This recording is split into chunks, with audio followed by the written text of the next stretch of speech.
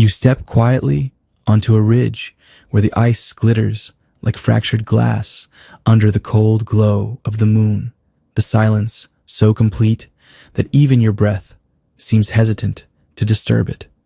Beneath your feet, the frozen ground creaks faintly, as though acknowledging your presence, but refusing to welcome you. Ahead, half buried in centuries of snow and shifting ice, the shape of a structure emerges, its surface so smooth and reflective, it looks less like stone and more like some enormous shard of mirror abandoned by time. The first impression is unsettling. This does not feel like ordinary rock, nor like anything that should be waiting out here, hidden away under miles of frost. You pause, letting the chill seep through your coat, sensing that you have crossed a threshold into a place where history feels reluctant to be seen. And just as you notice the faint hum of wind curling across the icy cliffs, the thought arises. You wouldn't believe the stories these walls could tell if they spoke. So, before you get comfortable, take a moment to like the video and subscribe, but only if you genuinely enjoy what I do here. And while you're at it, drop a comment with your location and the current time where you are, so I can imagine all of us scattered across the world, connected by this quiet journey. Now, dim the lights, maybe turn on a fan for that soft background hum, and let's ease into tonight's journey together. The icy gateway stands taller as you draw closer, its surface fractured but oddly deliberate, as if someone shaped it to mimic frozen water. The edges catch the moonlight in jagged lines, scattering reflections across the snow in patterns that almost resemble writing. For a moment, you imagine the ice itself whispering, rearranging its light so the message is meant only for you. Archaeologists who once stumbled across polished stones in unlikely climates argued endlessly about their origins, whether natural phenomena or the work of forgotten hands. Researchers still argue that mirror-like stonework in ancient sites could have been achieved with tools that should not have existed thousands of years ago. And here, beneath this frozen arch, you see a reflection of that same impossible craftsmanship. The air is sharp, metallic, almost biting at the back of your throat, and every exhale rolls out like smoke, as though you're standing inside the lungs of some slumbering giant. Shadows stretch strangely across the gateway, doubling in directions that don't seem to match your movements. You shift slightly, only to notice that one reflection lingers a fraction longer than the rest, as if reluctant to let go. The ice doesn't just reflect, it delays, holding on to images like memory. The gateway itself seems less an entrance and more a warning, yet you cannot resist the draw of what lies within. You touch its edge. The stone, or whatever material this is, feels warmer than the air, smooth beneath your glove, with a faint vibration that suggests something alive beneath the surface.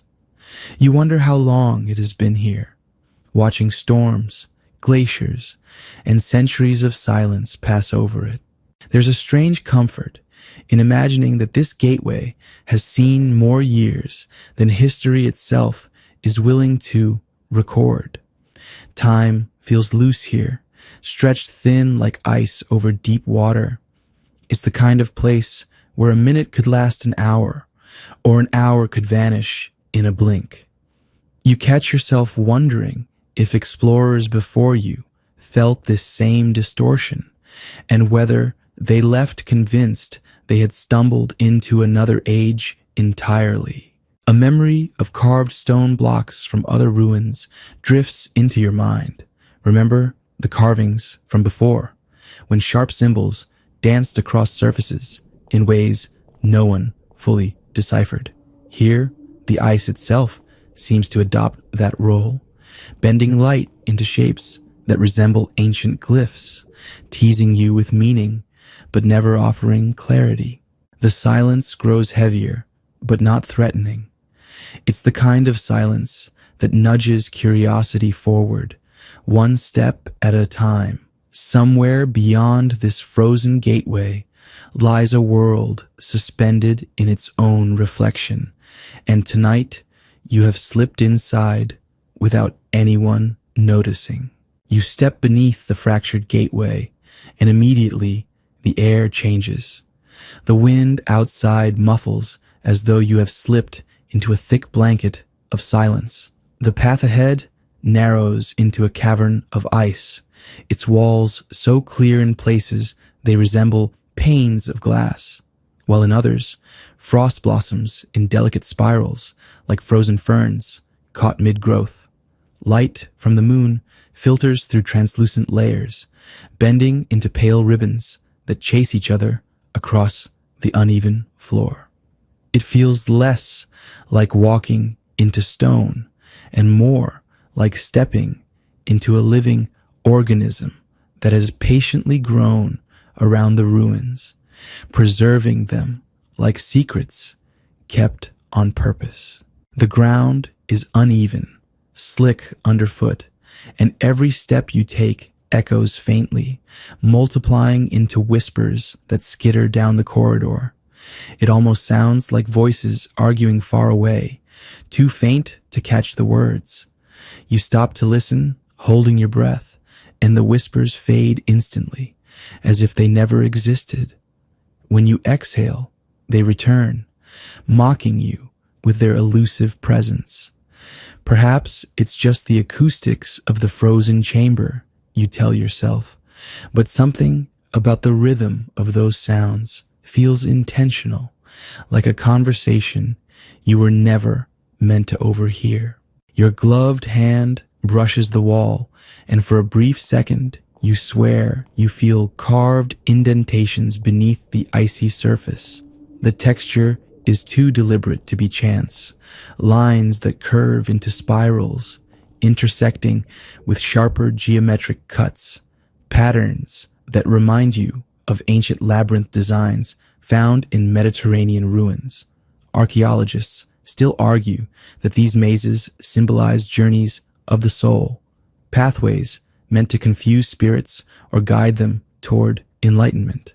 Yet here, beneath a continent of ice, those same shapes seem to pulse faintly under your fingertips, hinting at something older than the myths that named them. The cavern widens into a chamber where the ceiling rises high above, vanishing into a jagged dome of frozen crystal. Reflected light from the entrance scatters wildly, so that for a moment it feels as though you're standing inside a vast kaleidoscope. Every surface fractures your image into countless copies, all stepping alongside you. Some reflections move in perfect sync, while others lag, pausing as though reluctant to obey the laws of time. You catch one shadow self lingering in the ice a heartbeat longer than it should, staring back with an expression that is undeniably yours, but somehow not entirely friendly. You blink, and it disappears, swallowed by the endless shimmer. The sound of water drips faintly from somewhere deep within. Each droplet lands with such clarity that it feels amplified, echoing until the cavern itself seems to breathe with the rhythm. The smell of minerals sharpens in the air, clean but metallic, like wet stone after a summer storm. You take another step forward, and the crunch beneath your boots gives way to a smoother path, as if once polished stone lies just beneath the thin frost. You think back to the gateway and how its surfaces held memories of your reflection, a fraction too long. Here, too, the ice plays tricks. As you move, the walls flicker with faint silhouettes that don't belong to you. One figure seems cloaked, another elongated, as though stretched by the ice itself. None follow you directly, but they linger like echoes of travelers who passed here before, frozen not in body, but in image. Time blurs again. Seconds expand, stretched by the rhythmic dripping water and the shimmering glow of the walls. You cannot tell if you've been walking 5 minutes or 50, and in this strange dilation, you realize how easy it would be to lose yourself entirely. Perhaps that is why no official records speak of this place. Any who ventured too far may never have returned, not because of danger, but because the passage of time itself unraveled around them. A playful thought flickers. If your watch still worked down here, it might need therapy afterward. Numbers wouldn't know whether to rush forward or crawl backward, caught between the stubborn logic of machinery and the surreal stubbornness of this ice. The cavern narrows again, funneling you deeper, and you notice something peculiar on the floor ahead. Shards of ice have cracked in such a way that they form lines pointing inward, converging like arrows toward the darkness. Natural fracture, perhaps, but the precision unsettles you. Researchers still argue that in places like this, nature and design blur so thoroughly it's impossible to say where geology ends and human hands begin. Was the cavern shaped to protect something deeper? Or did nature's chaos create a perfect imitation of order? You follow the converging lines until they vanish into shadow, and the whispering voices return, faint but clearer than before. This time, they seem to rise directly from the ice itself, vibrations traveling through frozen walls like strings plucked in some enormous invisible instrument.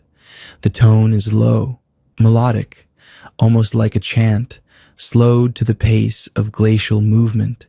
Just as quickly as it builds, it dissolves into silence again, leaving you alone with only your breath and the hollow thud of your heartbeat.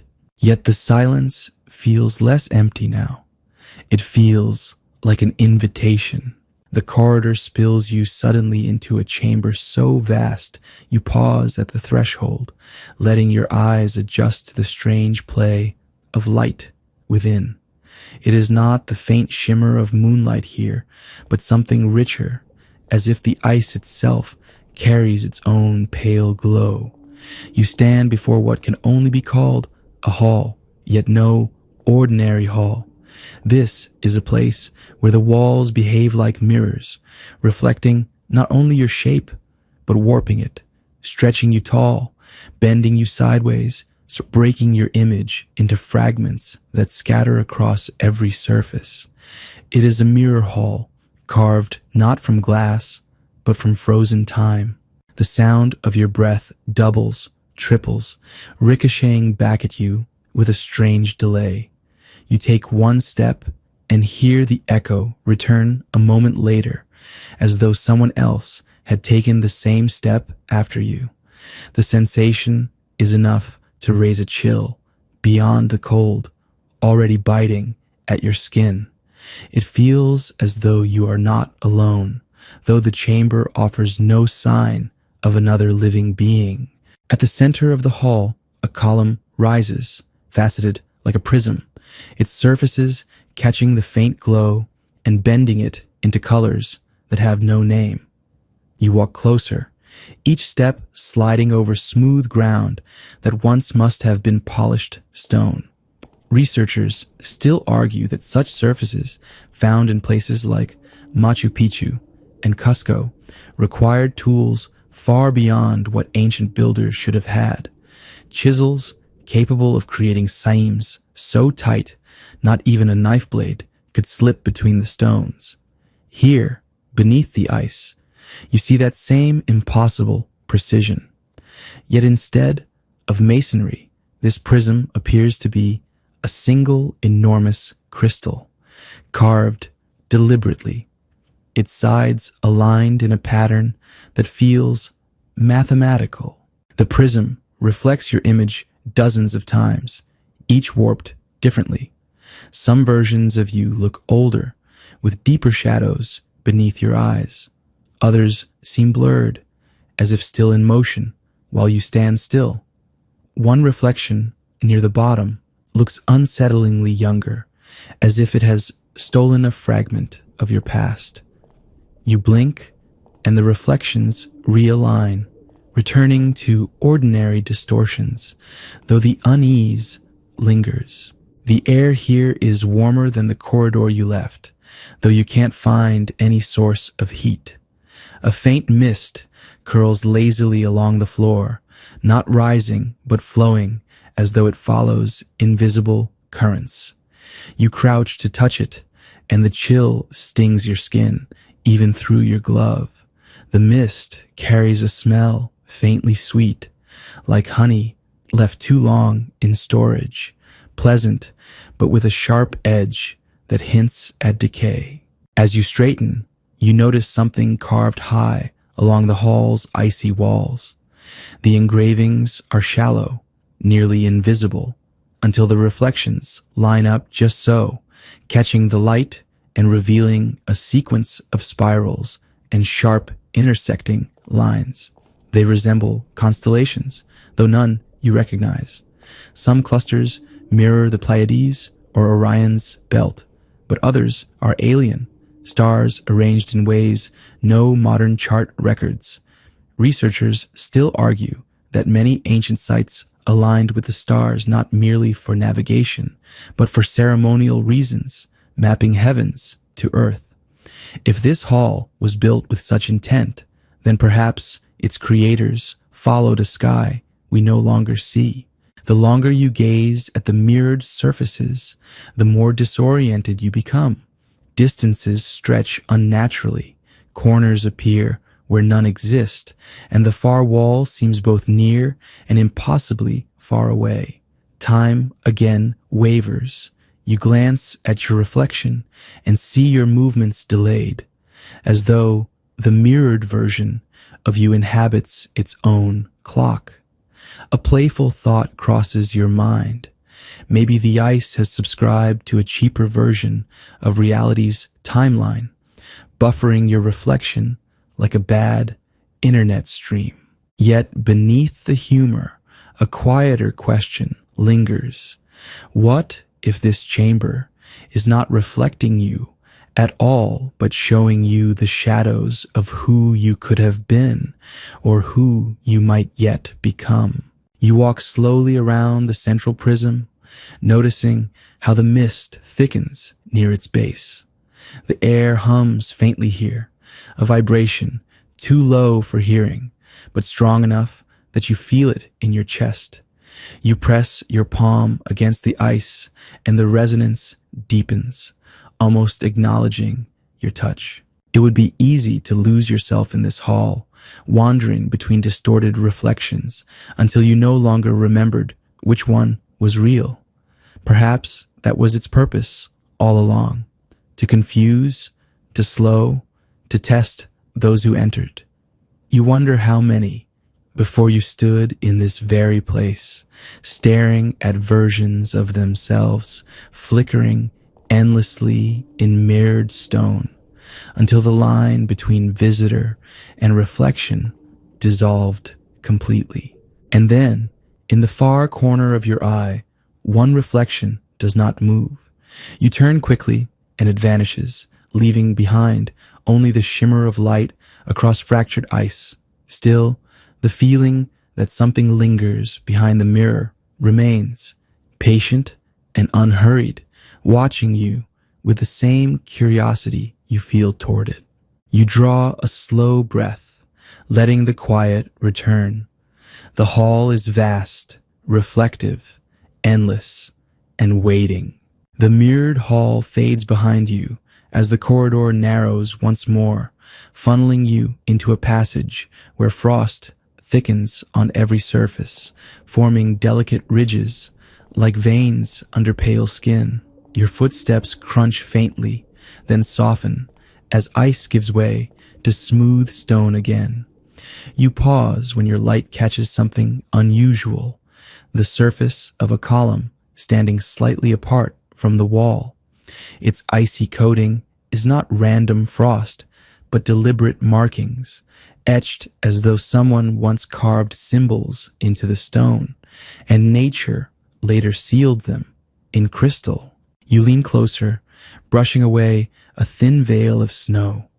The glyphs emerge slowly, sharp against the frozen surface, lines bending into spirals, triangles intersecting circles, forms so precise they resist being dismissed as chance fractures. The carvings feel purposeful, repeating patterns you've glimpsed in other ruins across the world, maze-like designs from Minoan palaces, solar discs from Andean temples, even echoes of spirals found at Newgrange in Ireland. Researchers still argue that these recurring motifs are coincidence, born of human fascination with simple geometry. Yet seeing them here, sealed in Arctic ice, the theory of coincidence feels thin, fragile. Your gloved fingers trace one spiral, and for a moment you swear it responds, humming faintly beneath your touch, like a string plucked on an invisible instrument. The sound is gone as quickly as it arrives, swallowed by the thick silence of the corridor. You pull your hand back, uncertain whether you imagined it, but the sense of deliberate design lingers, undeniable. The chamber opens wider, revealing more columns standing in rows. Each one bears symbols, some faint, some bold, and when the light catches them at the right angle, they appear to move. Circles seem to rotate, lines stretch, triangles fold in on themselves like a puzzle, rearranging. Your eyes blur, uncertain if this is merely the trick of refraction through ice, or if the carvings themselves hold a shifting quality, alive in ways stone should never be. You remember the prism in the hall before, how its reflections delayed and distorted, showing fragments of possible selves. These symbols feel connected somehow, like language etched in frozen script. If the hall distorted images, perhaps these carvings distort meaning. Symbols bent across time, waiting for someone to read them. The floor here is different too. Instead of polished stone or fractured ice, it carries a dusting of fine white powder, softer than snow. It clings to your boots, leaving faint prints that quickly fill with frost as if erased by an unseen hand. You crouch and scoop some between your fingers. It feels lighter than ash, yet denser than snow, leaving a metallic taste on the air. Ancient builders sometimes mixed volcanic dust with mortar, creating concrete that still resists time. Could this powder be a remnant of construction long before ice swallowed the city? Or is it something stranger, perhaps the remains of rituals performed here? The air grows colder, sharp enough that each breath stings your lungs. With every inhale, you feel as though you are breathing in more than air, something faintly electric, a subtle vibration running through your chest. You imagine the chamber itself inhaling alongside you, sharing your rhythm, making you part of its long memory. A column near the far wall stands broken, its upper half missing. The symbols carved on its base are clearer, untouched by frost. They resemble flowing lines that almost mimic rivers on a map. You tilt your head, noticing how they converge at a single point marked with a tiny spiral.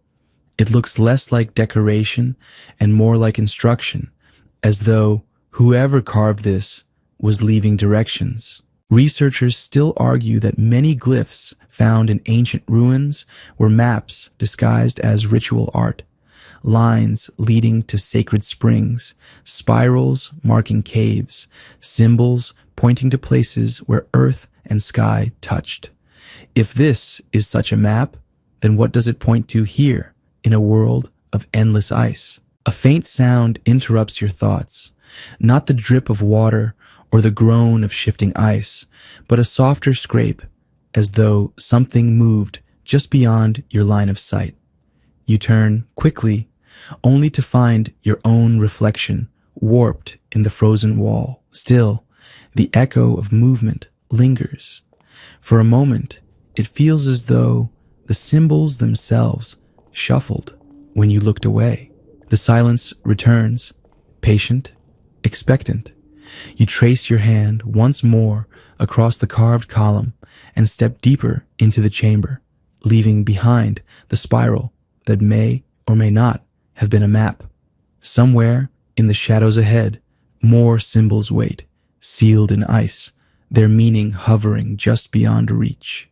The chamber narrows again, funneling you deeper until the air feels compressed, tighter, as though you're descending through layers of time as much as through stone and ice. The faint glow of reflected light weakens, swallowed by shadows, until you emerge into a smaller cavern where the silence is broken by a strange shimmer.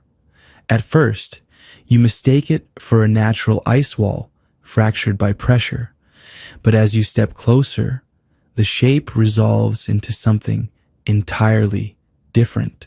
A single obelisk leans against the frozen wall, shattered halfway down its length, its surface gleaming unnaturally smooth. The break is jagged, but the exposed core glistens like cut crystal, catching your light in sharp angles that scatter colors across the chamber.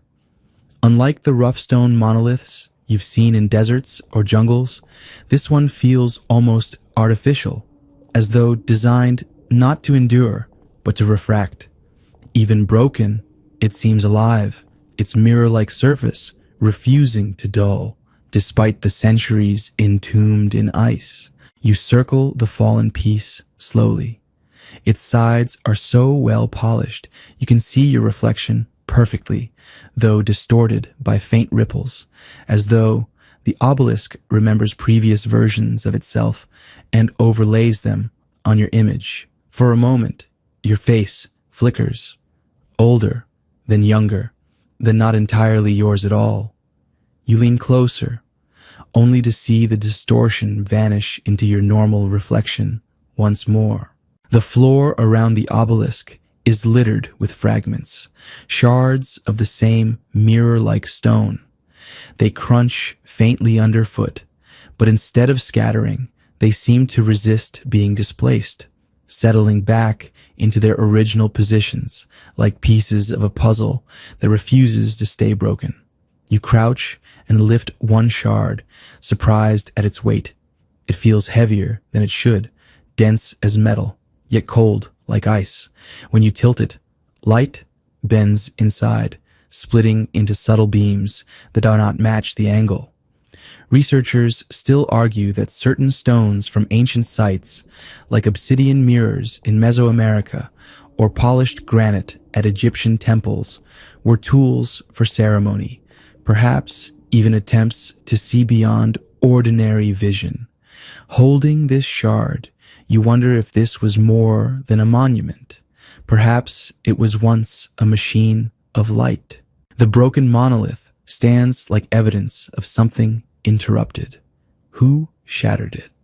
Was it collapse, ice pressure, or something deliberate?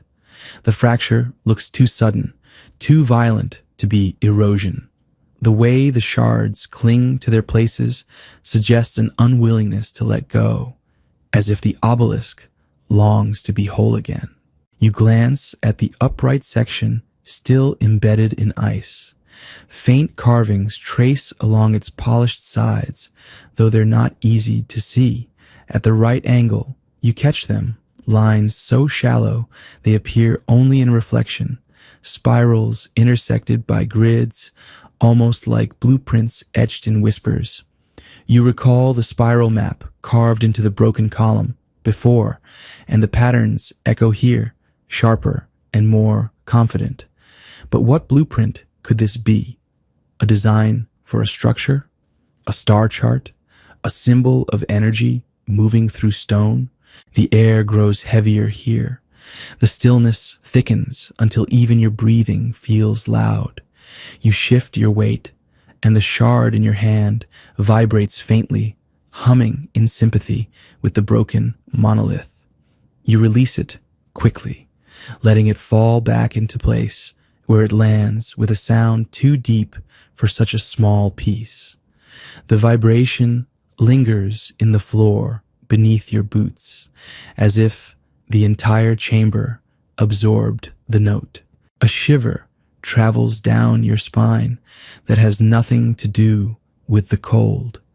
You cannot shake the thought that this obelisk once served a function no one alive remembers, and that by stepping here, by touching it, you've awakened a trace of that forgotten purpose. You allow yourself a softer thought, almost a joke. If this was a machine, maybe it just needed a new battery.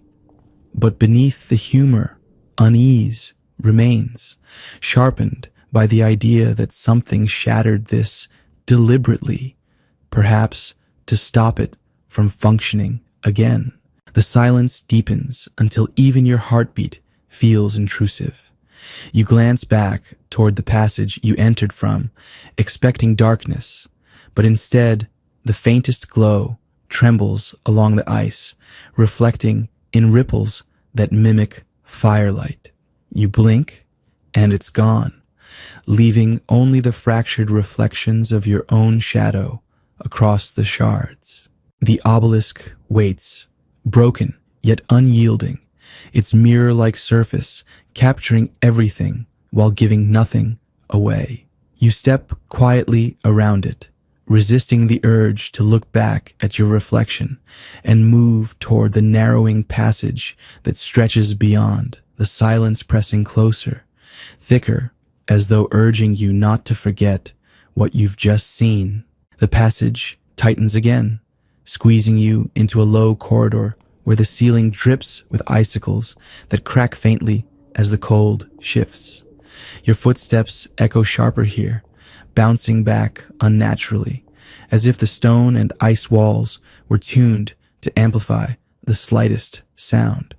You move slower, cautious of the narrow footing, until the corridor widens suddenly into a chamber that feels strangely alive. The first thing you notice is the sound. Beneath the silence you've carried through every hall, there is now a soft resonance, like water moving somewhere unseen. At first, it seems impossible, but the more you listen, the more certain you become. A trickling, a flowing, a faint gurgle beneath the frozen floor. The sound carries through the walls, amplified by their crystalline texture. It's as if the chamber itself hums with the memory of water. You kneel and place your hand on the icy surface. The cold burns, but beneath it there is vibration, subtle and rhythmic, as though the ground is not solid but layered.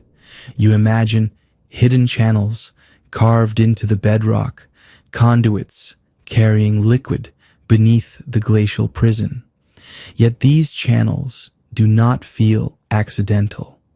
They are too precise, too deliberate, the flow controlled rather than chaotic. The walls confirm it. As your light sweeps across them, you see ridges etched into the ice like veins. Thin lines spiral outward, intersecting at nodal points where the resonance grows stronger. You touch one, and the vibration intensifies, humming up your arm like a faint current. Ancient engineers once cut aqueducts into mountains, tunnels that delivered water with exacting precision. What if this chamber was something similar? Not a natural cave, but a designed system. The echo deepens as you shift closer to the center of the chamber. There, the ice thins, revealing an oval basin embedded beneath the floor. It appears dry, but frost coats its edges, and faint carvings circle its rim. You trace them with your glove, realizing they are not random symbols, but repeating arcs, each one intersecting a spiral, repeating as though marking cycles. The basin itself gleams faintly when the light hits it. Not ice, not stone, but a polished surface, mirror stone again, hidden under layers of frost. You crouch and imagine what once filled it. Water channeling down from those veins in the wall, pooling here, reflecting the lights of fire or aurora overhead. A pool not meant for drinking, but for ritual or function, a mechanism of reflection and resonance. Perhaps sound was involved or vibration, the water amplifying whatever force was once conducted through this network of channels. The sound grows louder the longer you linger, or perhaps you are simply becoming more attuned to it. You swear you hear more than water now. The resonance carries tones, faint pitches that rise and fall like distant voices. You freeze, listening harder. It is almost impossible to decide, are these echoes of flowing water distorted by stone, or something else entirely? Your mind recalls stories of underground rivers that sing, shaped by acoustics, their tones mistaken for whispers or songs. But here, in this frozen chamber, beneath unbroken ice, the effect feels intentional, as though whoever carved this place designed it to speak. You shine your light across the basin again, and the frost momentarily clears enough to reveal something unsettling. The mirror stone bottom is not flat. It bulges in subtle curves, carved with patterns like concentric rings. It looks less like a bowl and more like the inside of an ear, listening rather than holding. The realization tightens your chest. Was this chamber a conduit for sound, water, or both? Was it designed to hear something or to call to something hidden deeper still? A faint draft brushes your neck, though no entrance is visible. The whisper of air feels purposeful, almost like breath. You rise slowly, glancing around, every reflection in the icy walls fractured, multiplied. They all look like figures standing with you, pale shadows pressed into glass. For a heartbeat, you think one moves, but then the water sound swells, pulling your focus back. It becomes unbearable to stay crouched in that chamber, listening too closely. You step back into the narrowing passage, though the sound follows you, growing softer with distance, yet never fading completely. Even as the walls squeeze in again, you can still hear it, the murmur of unseen channels whispering like veins of a frozen body. You realize then, with unsettling clarity, that you are not exploring ruins buried in ice. You are walking through something designed to be alive. The corridor slopes gently upward, the air growing sharper, colder, though not in the usual way. It feels dense, almost heavy, as though every breath has to be pulled from stone instead of air. You press forward until the passage opens, revealing a wide chamber where your light catches on shapes that do not shift or scatter like ice. They stand upright, clustered in silence, and it takes several long seconds for you to register what you are seeing. Figures. They are not statues in the traditional sense, but humanoid forms suspended half in ice, half emerging from it. Some tilt forward as though mid-step, others bow their heads in strange submission. The surfaces of their bodies gleam with a texture not quite stone, not quite ice, as though sculpted from the same mirror-like material you've glimpsed elsewhere. Frost clings to their outlines, blurring details, yet you can still make out arms, torsos, even the faint curve of facial features locked forever in an expressionless calm. You circle slowly, feeling as though you've intruded on a frozen gathering. Each figure faces the same direction, toward the center of the chamber, where a wide slab rises like a platform. The slab is smooth, polished, and faintly luminous, a kind of stage, or altar, perhaps, but the figures surrounding it are not kneeling or praying. They look poised, frozen mid-motion, as though they were caught in an instant and encased before the next breath. Your steps crunch softly against the frost, and the sound ricochets around the chamber. For a moment, you half expect one of the statues to shift in response. The silence is thick, and the thought presses against you with a quiet unease. Leaning closer, you notice that some surfaces bear markings, shallow grooves running along arms and torsos, patterns that mimic veins.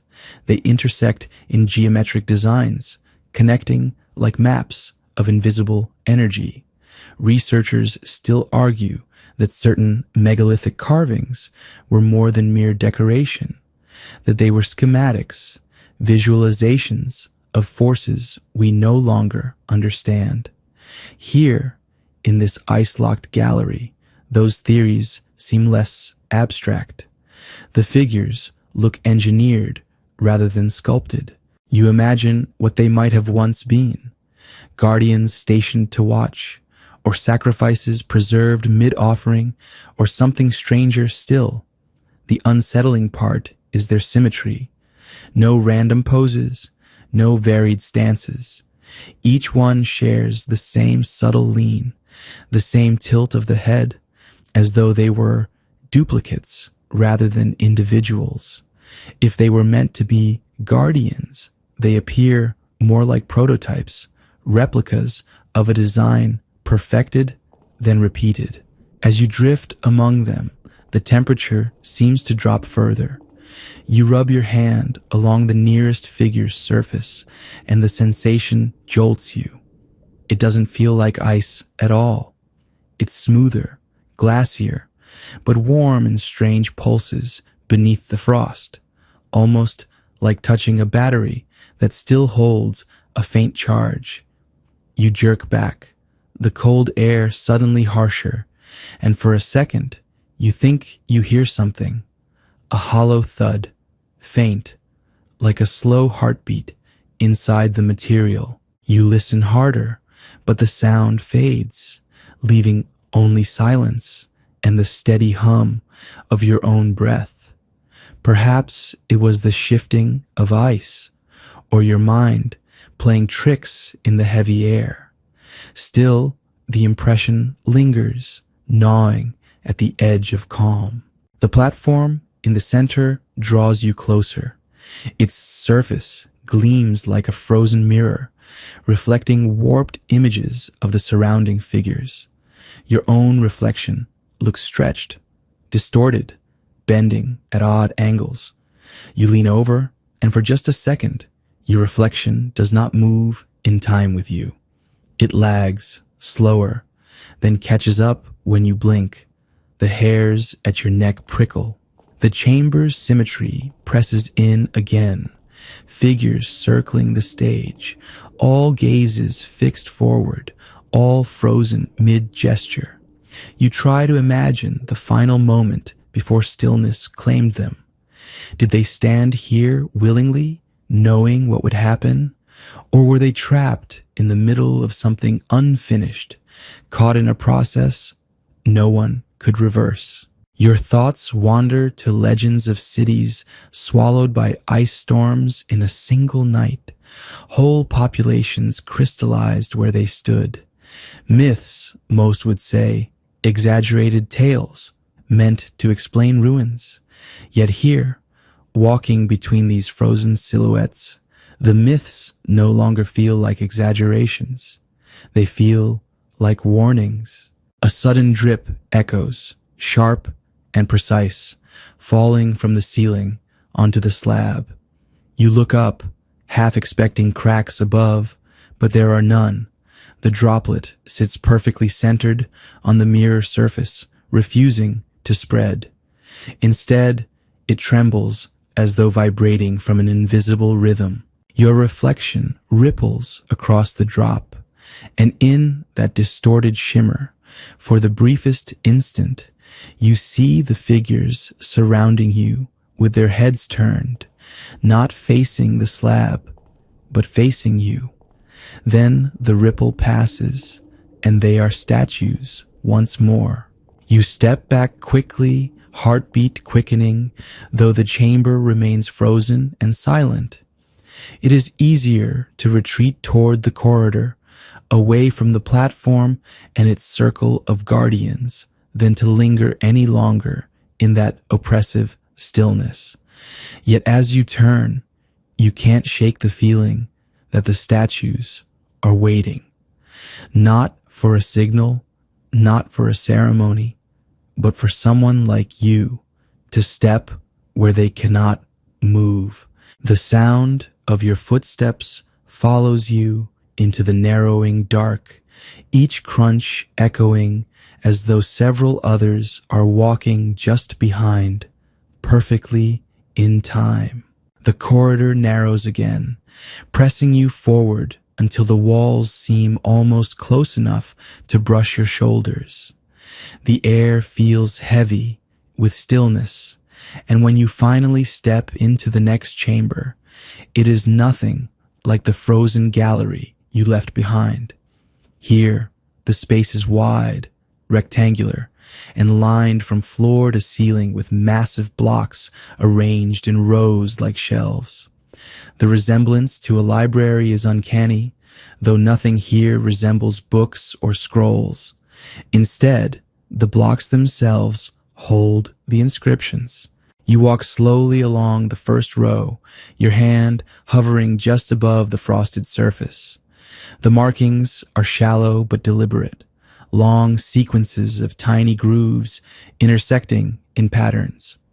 At first glance, they seem random, but the repetition becomes clear as your eyes adjust. Certain clusters repeat across multiple blocks, like words appearing in different contexts. If this were truly a library, then each stone might hold a fragment of some ancient record. Pages written not in ink, but in frozen geometry. The silence is immense here, softer even than the hush of ice. Every step echoes like it disturbs centuries of secrecy. You pause near a block taller than yourself and trace one pattern with your finger. The frost crumbles slightly under your touch, revealing a gleam beneath. It isn't ordinary stone at all. It's the same mirror-like material you've seen in other chambers. Yet here it is, carved with a precision that feels almost mechanical. Researchers still argue that certain Neolithic sites, like the mysterious carvings at Göbekli Tepe, show a knowledge of coding or symbolic language far ahead of their time. Standing here, surrounded by endless walls of cryptic symbols, it doesn't feel like theory. It feels deliberate, organized, and intentional. You glance upward. The ceiling arches high above, faint light filtering through cracks in the ice.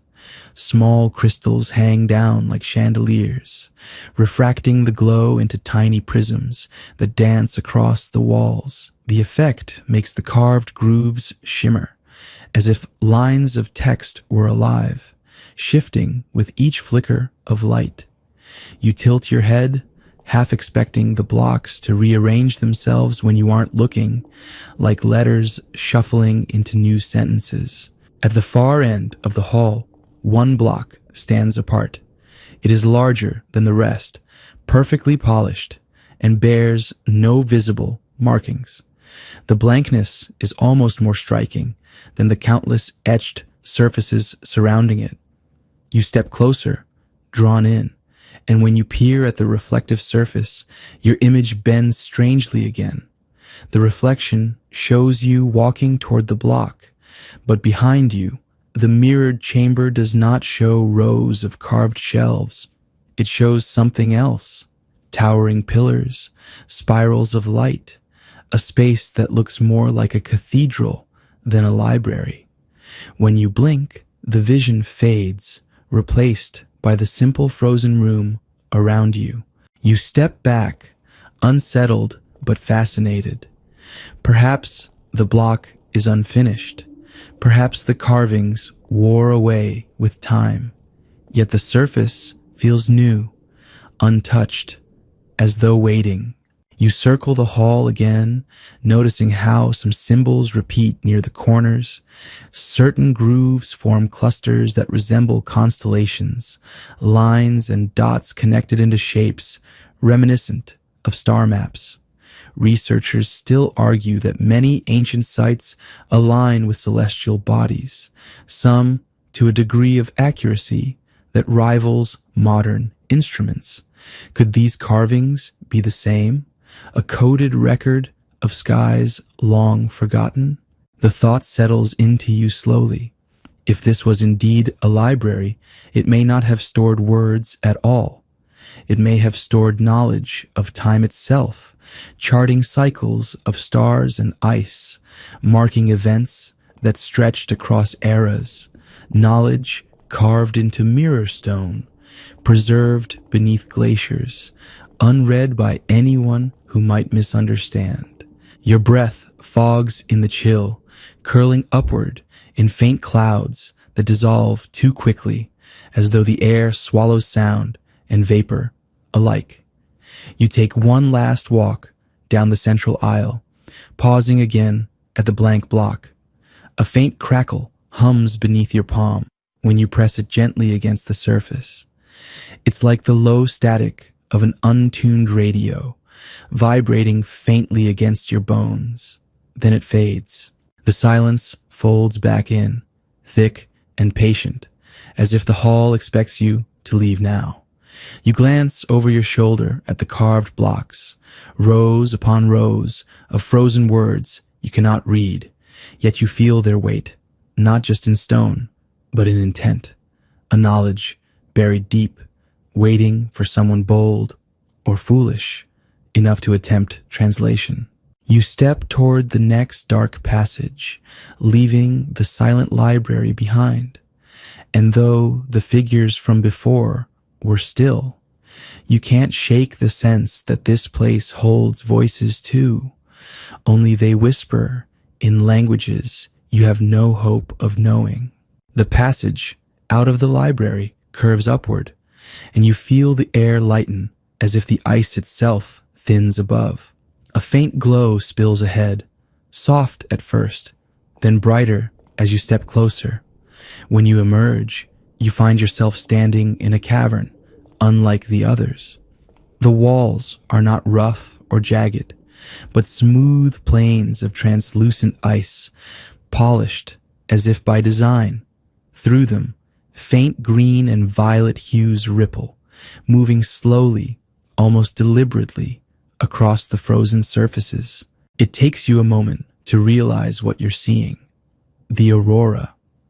Somehow, the northern lights thread their way through fissures overhead, captured and refracted inside these crystalline walls. The result is a constant shifting of color, an unearthly glow that seems alive. You pause, entranced, while the chamber pulses with moving bands of light. It feels as though you are inside a giant prism, the atmosphere bending around you. The floor crunches softly beneath your boots, ice crystals scattering like broken glass. As you move further in, the lights change, not just in color, but in shape. They do not move randomly the way auroras usually do. They align, straighten, and then curve into repeating arcs that cross from wall to wall, as though deliberately inscribed across the chamber. For a moment, you wonder if you are seeing things, but the pattern persists. Somewhere, faintly, you remember the carvings in the silent library, the constellations etched into mirror blocks. The arcs here mimic those shapes, only drawn in light rather than stone. Researchers still argue that ancient civilizations, even those buried under ice, may have tracked skies with precision tools we do not fully understand. Here, though, the evidence feels stronger than argument. You are watching the heavens mapped directly onto frozen walls, as if the chamber itself was designed to capture the cosmos. The effect is hypnotic. You watch the colors swirl into spirals, then dissolve into straight lines again, repeating as though on a schedule you cannot measure. A soft hum seems to vibrate with the rhythm, too low to tell if it's sound or the echo of your own body responding. The longer you stand in the shifting light, the more you feel disoriented, as though time is bending. Minutes slip by unnoticed. Perhaps more, perhaps less. You take a slow breath, grounding yourself by pressing a palm against the icy wall. The surface is impossibly smooth, warm even, not in temperature, but in sensation, like the faint buzzing of static electricity. It's the same feeling you touched on the blank block in the library. You pull your hand back quickly, the contact leaving behind a tingling echo that creeps into your fingertips. A sudden shift catches your attention. The lights stop swirling randomly and snap into a single pattern, 3 interlocking rings glowing faintly across the chamber.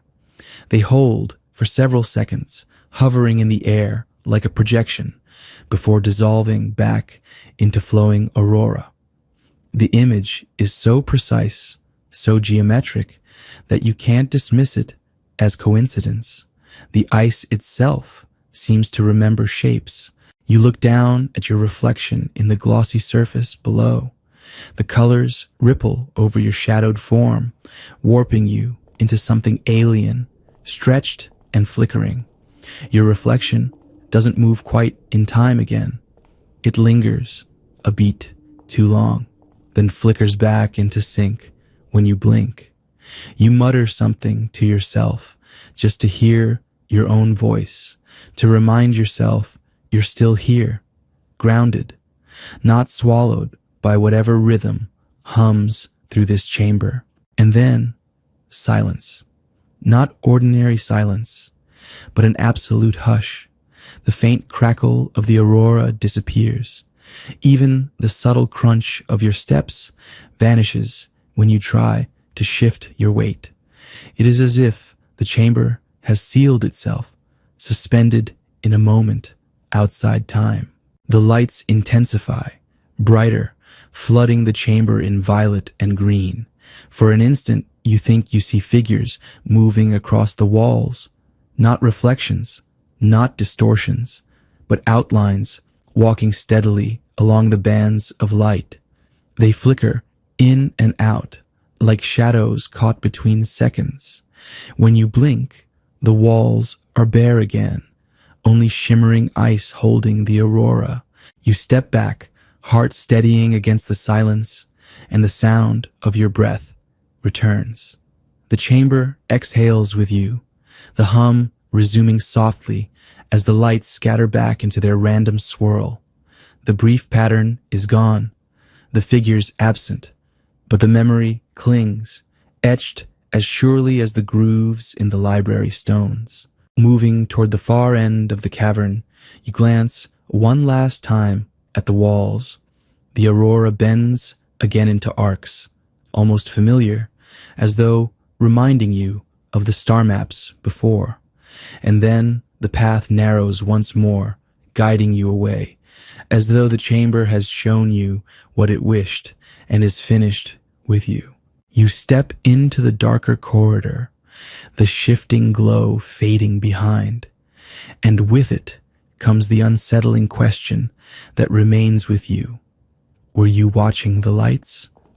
Or were they watching you?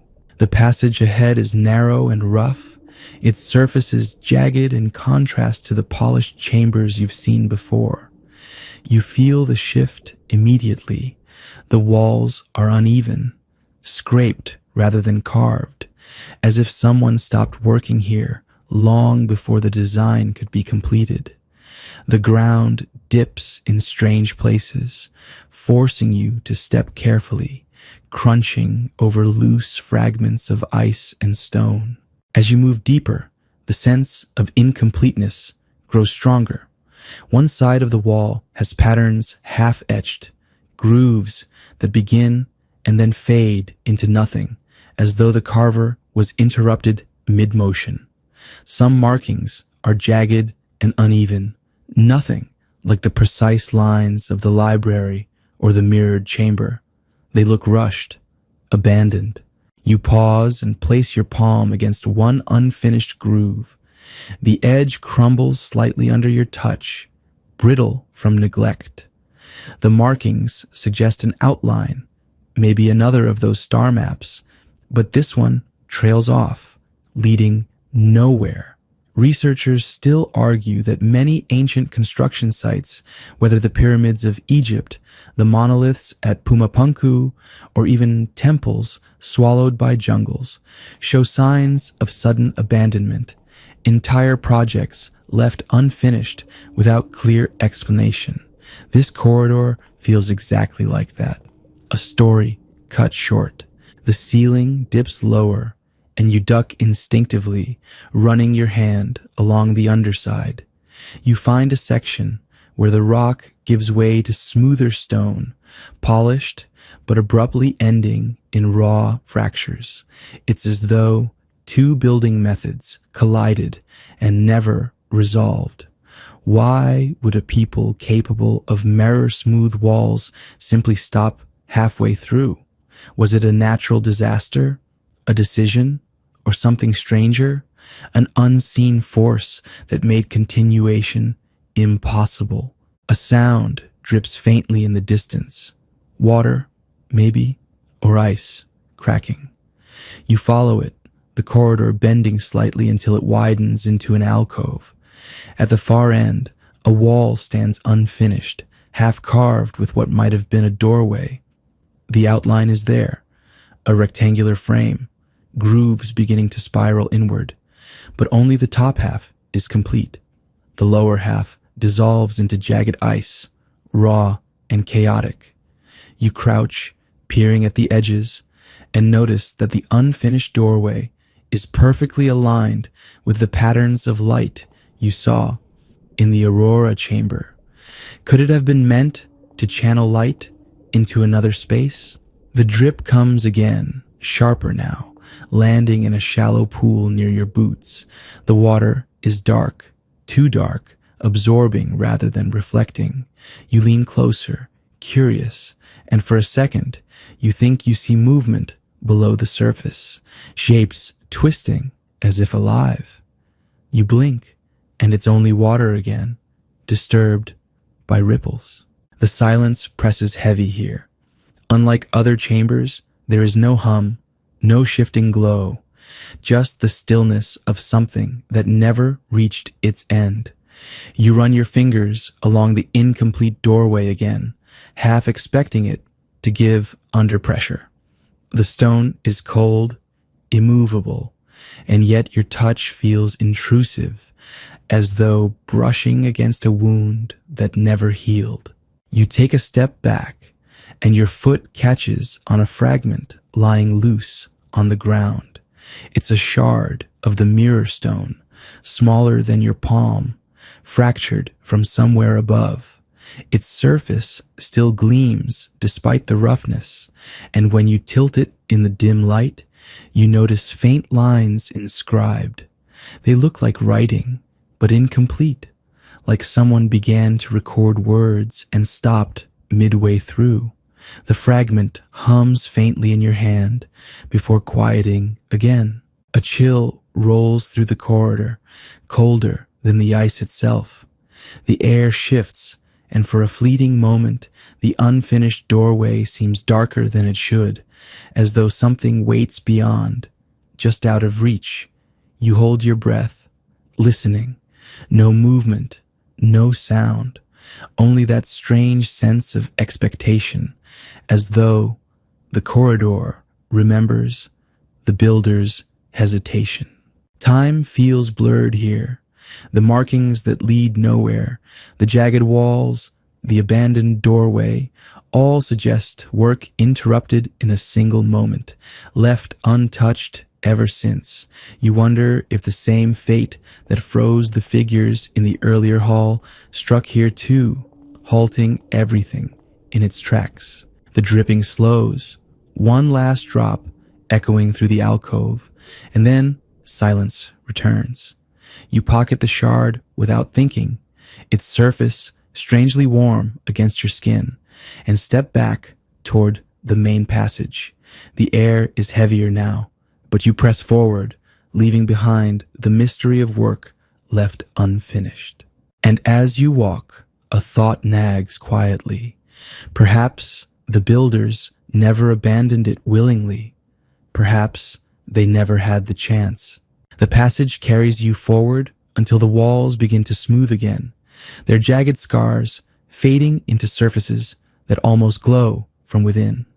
You sense before you see it that you are entering a place of focus, something central, something meant to draw every gaze. The corridor widens, the ceiling arches high, and at the center of this circular chamber rises a platform unlike anything you've seen so far. The altar. It stands slightly above the floor, carved from a single block of mirror stone, its edges softened by frost, yet still sharp in shape. The entire surface gleams faintly, not reflecting like a normal mirror, but glowing as if the light comes from inside the stone itself. You step closer, slowly, each footfall echoing until the whole chamber seems to resonate with your presence. The air feels heavier here, almost reverent.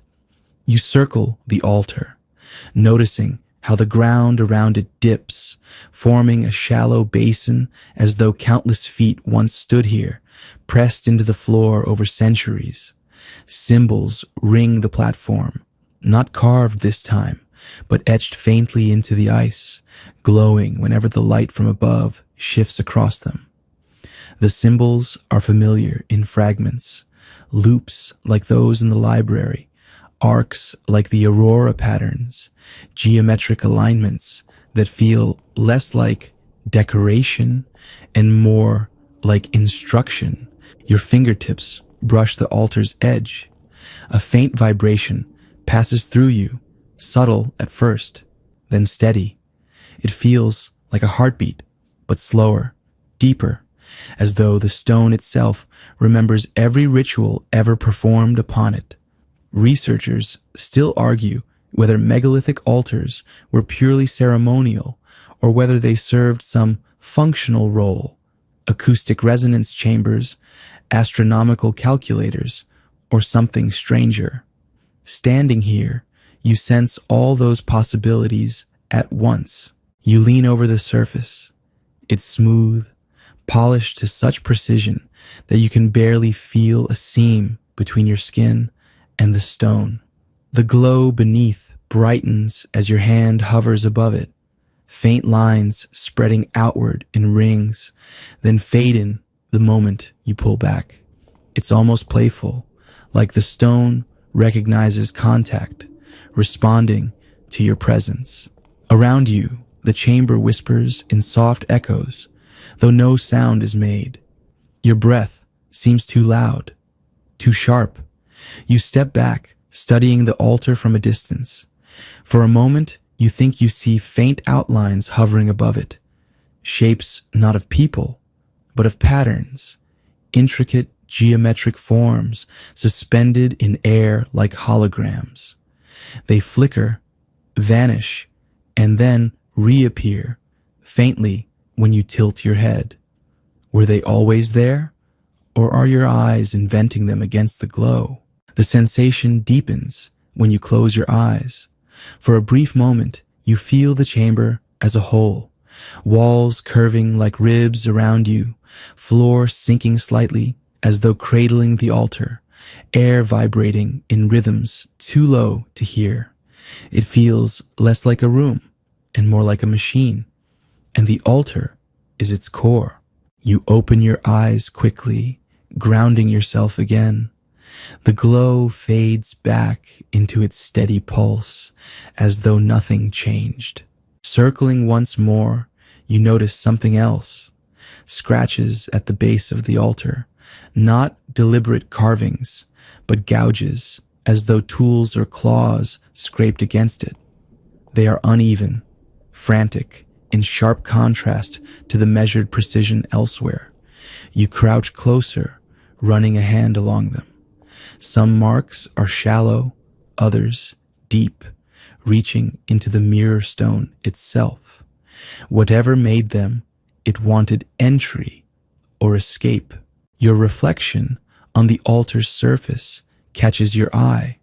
For an instant, it is not you at all, but another figure, indistinct, draped in heavy garments, arms extended as though mid-ceremony. Then it fades, leaving only your face staring back in distorted light. The silence presses close again. You stand perfectly still, listening. The hum you've grown accustomed to in other chambers seems quieter here, replaced instead by something subtler, a faint rhythm, almost musical, echoing so softly you wonder if it's inside your own head.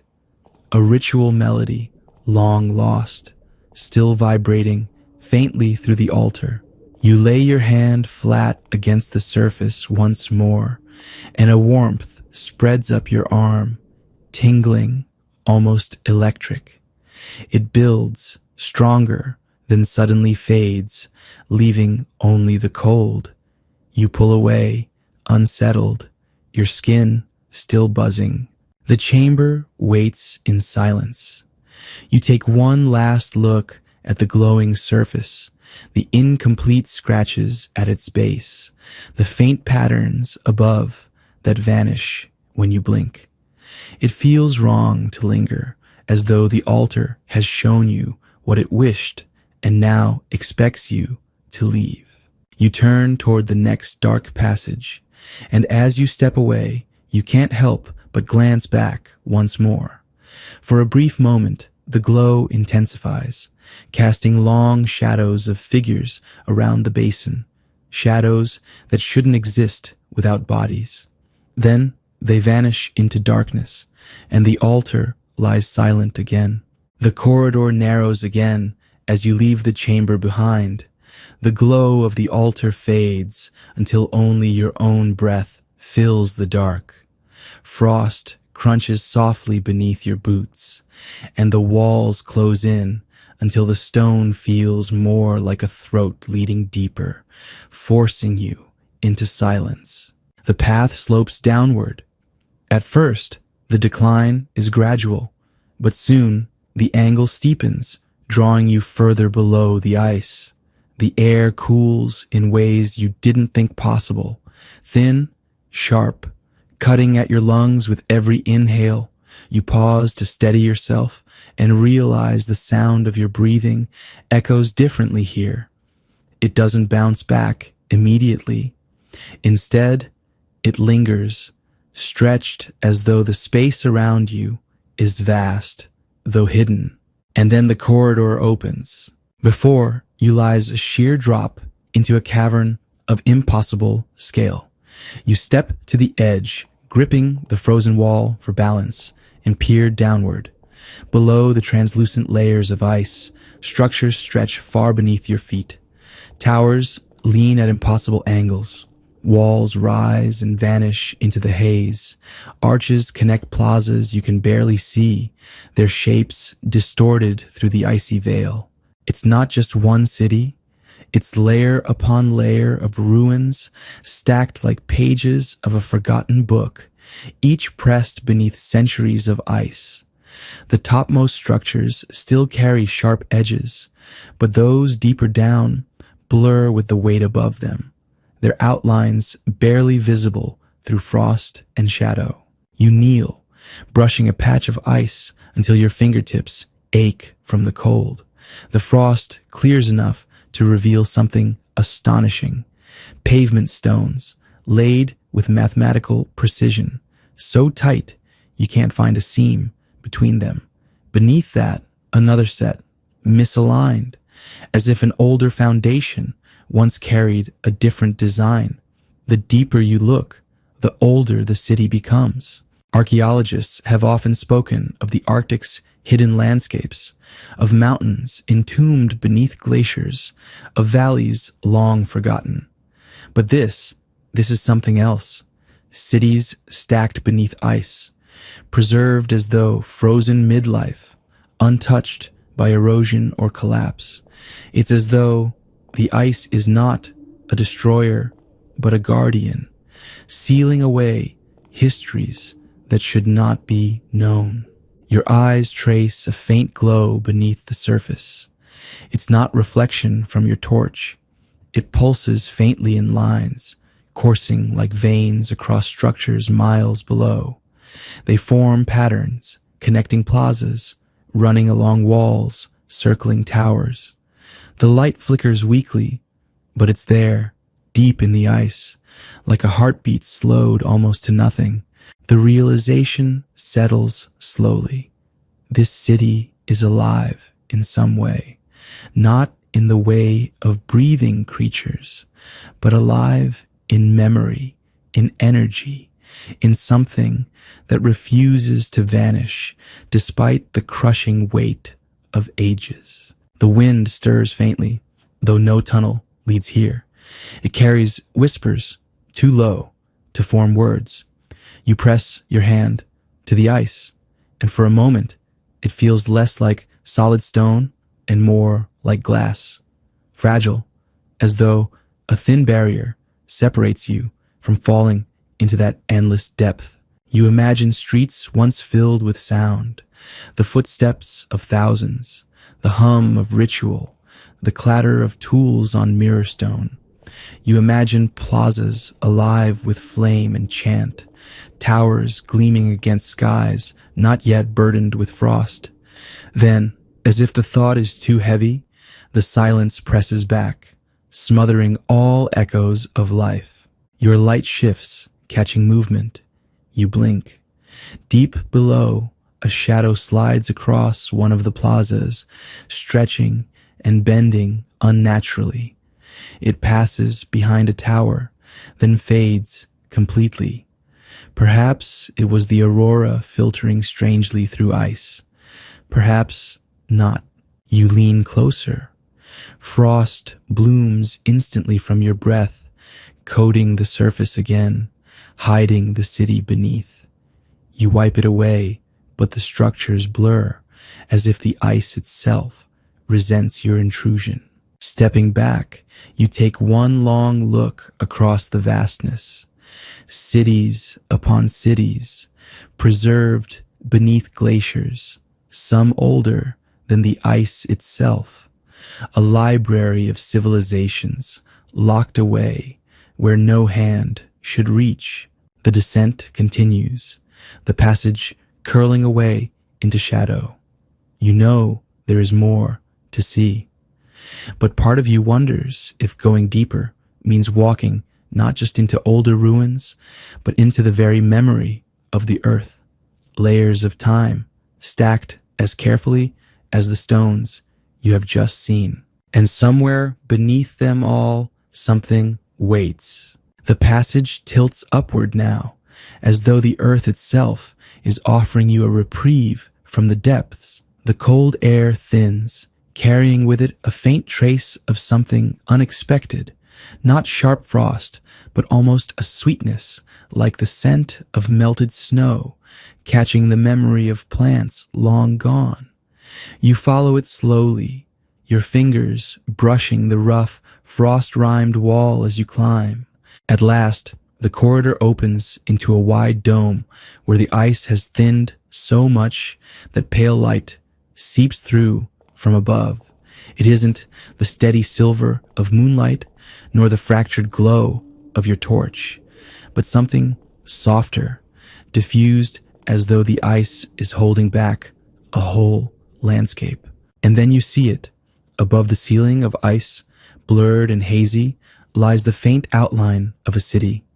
Streets curve like veins, plazas spread open like palms, towers rise and vanish into the frost. It isn't real in the present sense. It hovers like a memory etched into the glacier itself. Every movement of the light shifts its shape, as though you are peering into a mirage that has somehow fossilized. The sensation unsettles you, for the city appears not beneath the ice, but above, as if another world floats just beyond reach. You tilt your head, watching the lines bend and shimmer, wondering if what you see is stone or just light. Some researchers argue that these shapes are tricks of stress fractures in the glacier, patterns made by nature's slow grinding. Yet others insist that what you see is evidence of an older civilization erased so completely that only the ice remembers. You lean forward, and in the flickering light, the city seems to sharpen, streets almost visible, doorways etched like tiny scars, plazas caught in mid-breath. You close your eyes and imagine walking through that vanished city.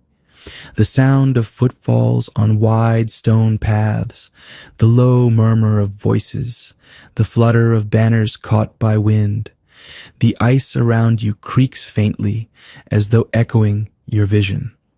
When you open your eyes again, a detail chills you more than the cold ever could. Silhouettes. They stand in the plazas above, blurred figures barely outlined by the haze. Some face each other.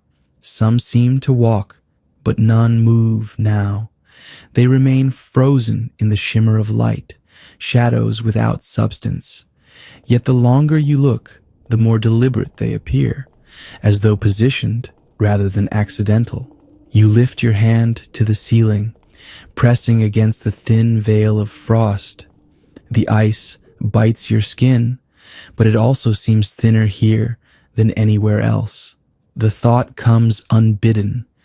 If you pressed just a little harder, could you break through? Could you step into that city above, or would the weight of centuries crash down, burying both you and the memory forever? The aurora flares faintly beyond the ice, casting green and violet into the ghostly streets. For a moment, the city glows as though alive. The figures shimmer, their outlines trembling, and you almost convince yourself one of them turns. But then the light fades, and the shapes dissolve back into the blur of frozen memory. You step away slowly, the ice groaning softly under the pressure of silence. The city remains visible, only in fragments now, lines fading as your perspective shifts. It feels less like a discovery and more like a warning, a glimpse offered and then withheld, as though you were never meant to see it clearly. You take one final glance upward.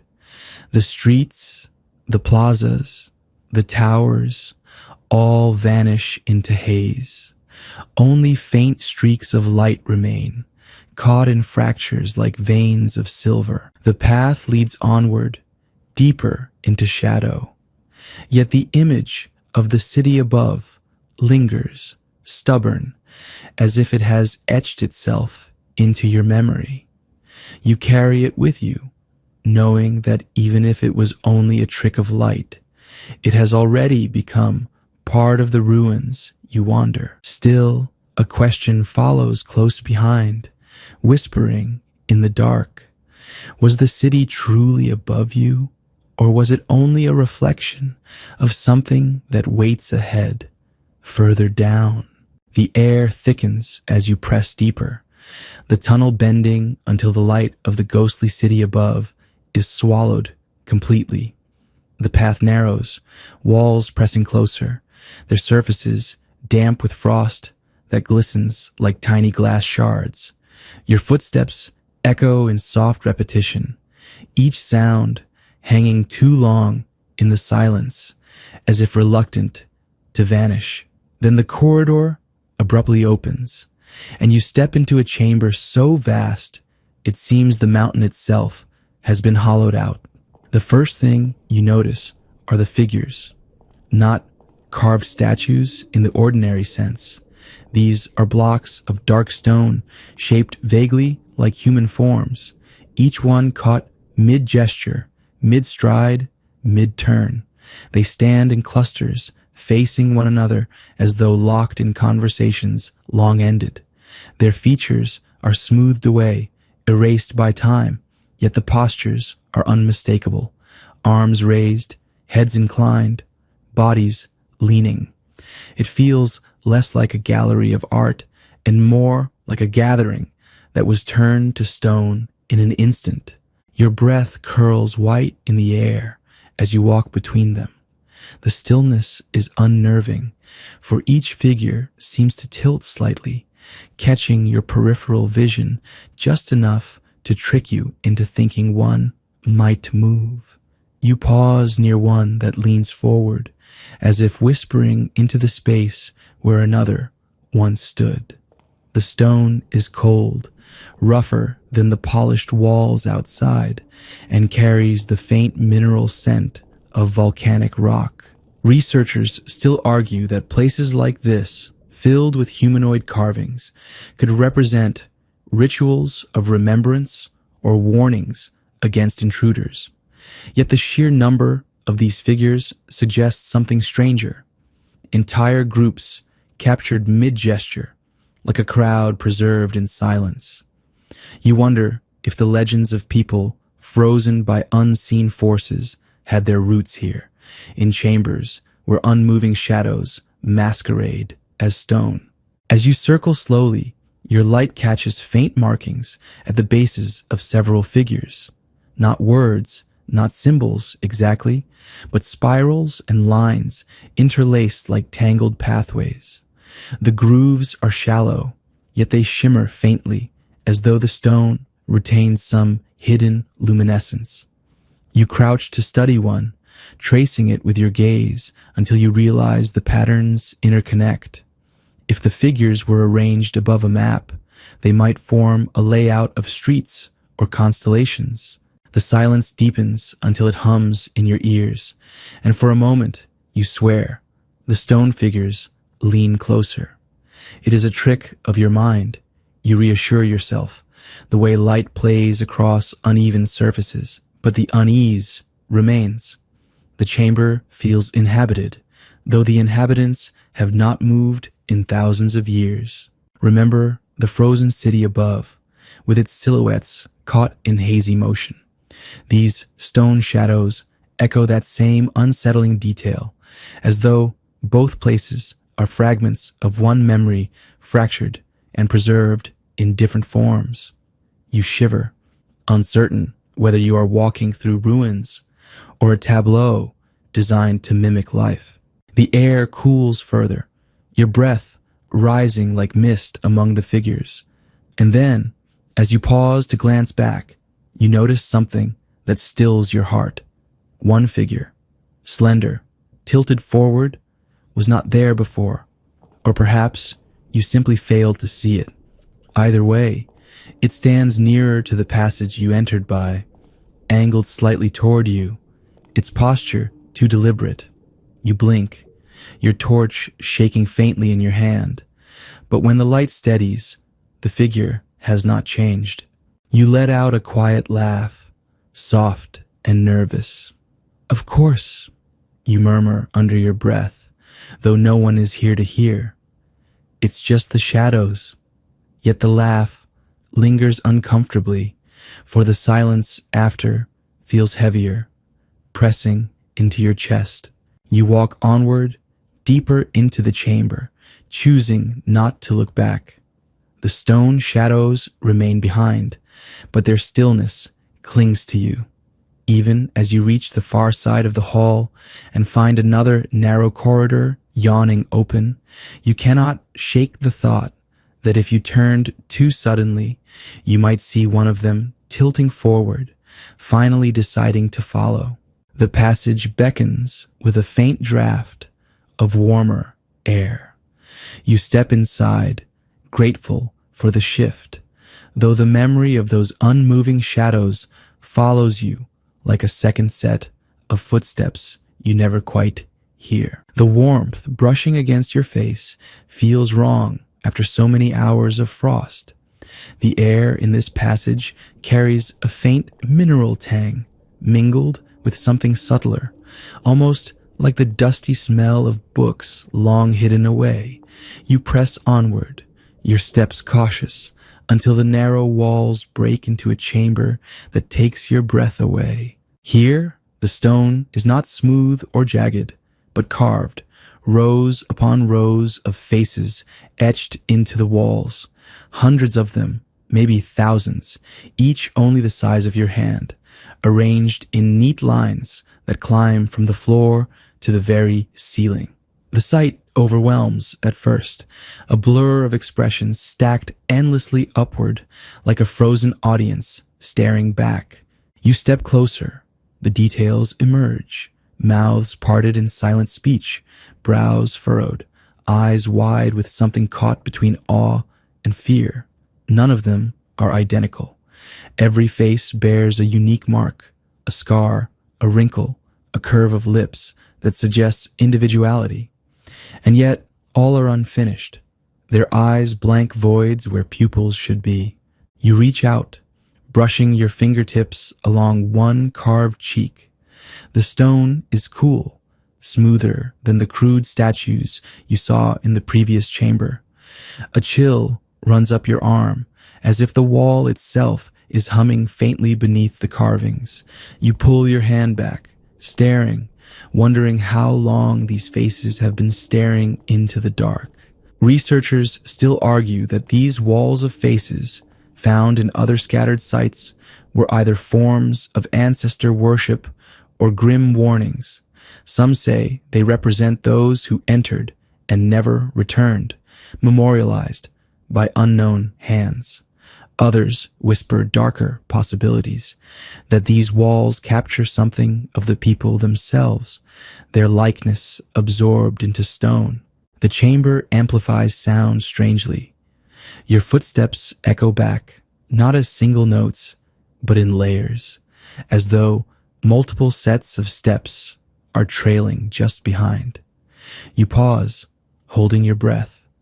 The silence collapses, and for a moment, it feels like the faces themselves are listening. Remember the figures before, frozen mid-motion in stone. These faces echo them in miniature, yet more intimate, more personal. Each one seems to lean closer as your torchlight slides across their blank eyes. You cannot shake the sensation that some were carved in the very moment of their last breath, captured in expressions too raw to be mere art. As you walk the perimeter, you notice a section where the faces blur. The stone here is melted, warped as though touched by intense heat. The features have run together, eyes spilling into mouths, cheeks sliding into brows, the whole mass an indistinguishable wave of humanity. You kneel, staring, and the smell of mineral dust sharpens, carrying with it a faint metallic taste on your tongue. What force could have scarred the wall in such a way? Theories drift in your mind. Volcanic activity, deliberate destruction, or something stranger. Researchers still argue that these distortions are evidence of natural disaster, while others claim they were intentional, an attempt to erase or silence whatever memory the carvings held. A faint draft whispers through the chamber, carrying with it a sound so soft you almost miss it. It is not quite wind, not quite voice, but something in between, threading through the stone faces, like breath through hollow shells. You freeze, waiting, but the sound fades, leaving you with the uncomfortable certainty that it came from within the wall itself. You step back, tilting your torch toward the center of the chamber, and your eyes catch one final disturbing detail. Among the countless unfinished eyes, one pair is complete, pupils etched with precision, irises shaded with lines so fine they almost glisten. Unlike the others, these eyes stare not blankly, but directly at you, their gaze uncomfortably sharp, almost alive. Your chest tightens. You blink, once, twice, expecting the illusion to break, but the eyes remain, fixed, unyielding, following no matter where you stand. For the first time tonight, you feel less like an observer and more like the observed. The draft returns, cooler now, tugging at your clothes, urging you back toward the passage.